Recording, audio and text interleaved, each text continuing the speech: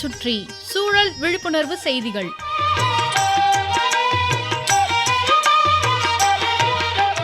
அன்புள்ள ராமநாதன் சார் அவர்களுக்கு உங்கள் மாணிக்கம் எழுதும் மடல்.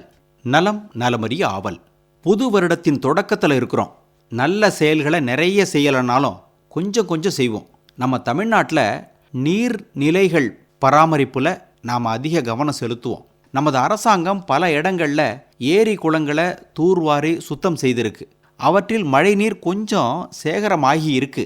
இந்த மாதிரி செய்யலைன்னா அடுத்த 10-20 ஆண்டுகளில் விவசாயத்துக்கு தண்ணி இல்லாமல் போகும்னு நீரியல் நிபுணர்கள் நம்மளை அச்சுறுத்துறாங்க.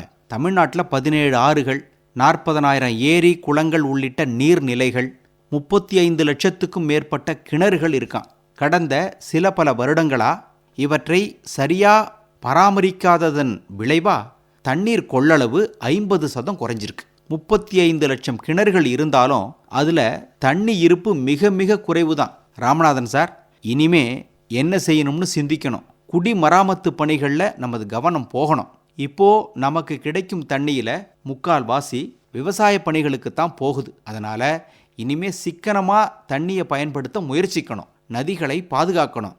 ஏரி குளங்கள் ஆற்றின் கரையோரங்களில் ஆக்கிரமிப்புகளை அகற்றி இருக்கும் வளங்களை பாதுகாத்து பராமரிக்கணும்.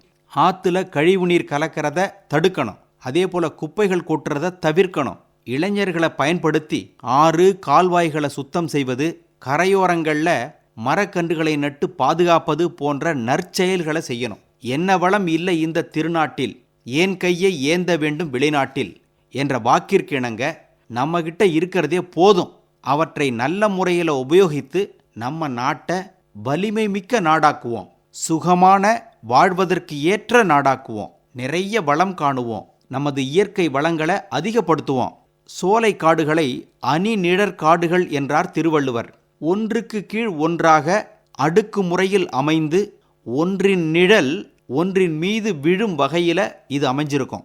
பொதுவாக மழை பெய்யும் போது செம்மண் நிலம்னா தண்ணி சிவப்பாகவும், கரிசல் நிலமெனில் பால் போன்ற நிறத்திலும் அந்த தண்ணி ஓடும். நிலத்தில் இருக்கிற மேல் மண் கரைந்து போவது தான் இதுக்கு காரணம். மண் அரிமானம்னு இதை சொல்லுவோம். ராமநாதன் சார், அரிமானம் இல்லாத இடத்துல விழும் நீர் நிறமற்று இருக்கும்.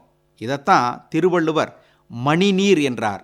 மணிநீர் உருவாவதற்கு தேவையானது அணிநிழற் காடுகள் என்ற சோலை காடுகள். இந்த காடுகள் இருக்கும் இடங்களில் மழை துளி மண்ணை துளைக்காது.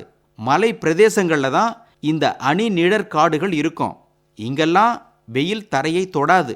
வளமான மண்ணும் செழிப்பான மலையும் மாசற்ற மணியான நீரும் இருக்கும் நாடுதான் வளமான நாடு. இவைதான் ஒரு நாட்டின் அரண். இந்த மாதிரி அரணை உருவாக்குவதில் நாம் கவனம் செலுத்துவோம். இப்படிக்கு மடல் மாணிக்கம்.